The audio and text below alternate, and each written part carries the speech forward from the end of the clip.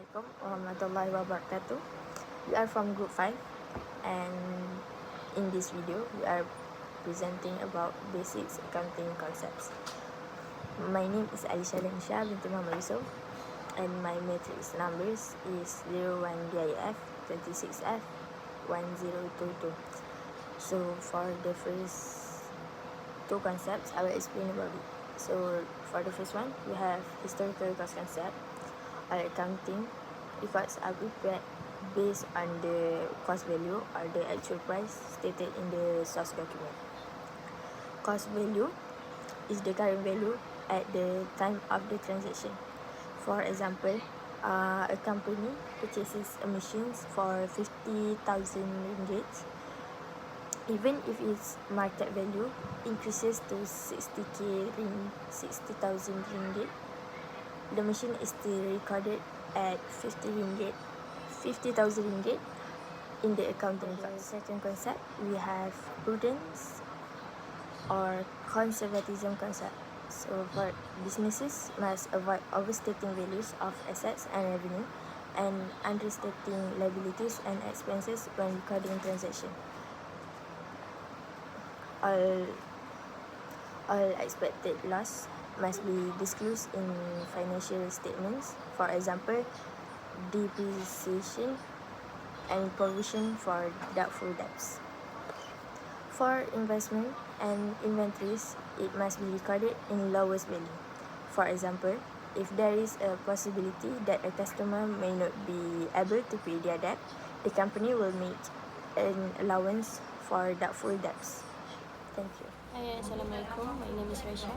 My is secondary Azman and my number matrix is 01DIF 26F 1012. Third, we have the consistency concept. The consistency concept means a company should use the same accounting methods and accounting policies from one accounting period to the next. This concept is important because it allows financial statements to be compared more accurately from year to year. However, a company may change its accounting method if there is any valid reason, and the new methods are more reliable. And if a company uses the straight line depreciation method this year, it should use the same one the next year.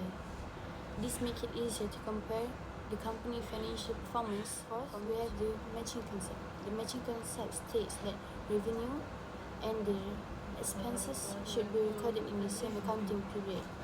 This concept emphasizes that an expense should be recognized when the related revenue is earned, even if the cash payment or the cash receipt occurs at the if a company sells good in June, the sales revenue and the commission expenses should both be recorded in June, even if the commission was paid later. Assalamualaikum and hi. My name is Nafi Farhanis binti Muhammad Faisal.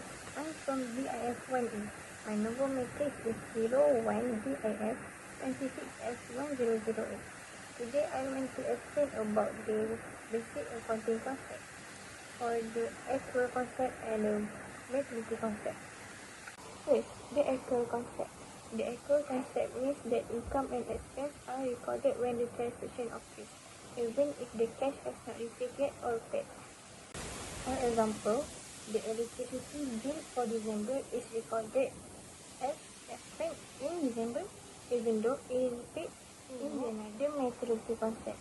Maturity concept means that only information that is important and could influence any user decision of financial statement. For example, a pen purchase IMR is recorded directly as an office asset instead recorded as asset because it is something valued and not necessary. So good day everyone, my name is Nur Hazri binti Hamiduddin. My matrix card number is 01DIF 26F1017. So I will continue. So first is the going concern concept. This concept means a business is expected to continue operating in the business. Therefore, assets are recorded based on their use in the business, not for selling price.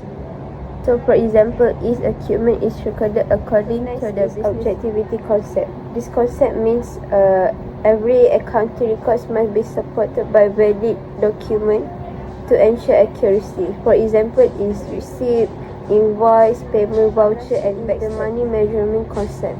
This concept means every item that can be measured in money are recorded in the account. For example, a building worth 300,000 is recorded, but employees' care are not because they cannot be measured in monetary value. So that's all from me. Thank you. Assalamualaikum warahmatullahi wabarakatuh. My name is Nur Kristina Jazima binti Pedro Isham. My number matric is 10DIF20CF1020. Today, I will explain two accounting concepts. First, I will explain about the business entity concept, and second, I will explain about periodicity concept. Okay, first I will explain about the business entity concept. Okay, this concept means that business and its owner are treated as two separate entities. Therefore, all business transaction must be recorded separate from the owner personal transaction. For example, the owner take money from the business for the personal use. It is recorded as a drawings, not as a business expense. Next, I will explain about the periodicity concept. Okay, this concept means that the business activity divide into a specific accounting periods, such as monthly, quarterly, or yearly. This makes it easier to prepare financial statement and evaluate the business financial performance. For example, a company prepare its financial statement on 31 December every year to report the financial performance for the accounting periods. Okay, last from me. In conclusion, the business entity concept ensure that the business and the owner are treated separately, while the periodicity concept ensure that the financial reports are prepared regularly and systematically. That's all from me. Thank you for your attention.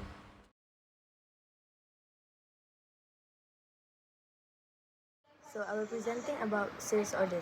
The sales order is created by the seller after receiving a purchase order from the buyer. It confirms that the seller has accepted the customer's order and will supply the requested goods or services. It includes details such as product or services, quantity, price, shipping address, billing address, payment method, terms and conditions. Purchase order. A purchase order is created by the buyer and sent to the supplier. It authorizes and requests the purchase of goods or services. It states what products are needed, the quantity required, any agreed prices, and delivery required. Assalamualaikum warahmatullahi wabarakatuh. My name is Nur Kristina Jazima binti Pedro Isham, and my number matric is 10DIF20CF1020. Today I will make explanation. It is delivery order and cash bill. First, I will explanation about the delivery order. Delivery order is a document seller prepare before sending goods to the customer. It shows what item has been delivered and how many items are included. So both of parties know what exactly has been sent. The function of delivery order is to make sure the customer get the correct goods and in the correct quantity.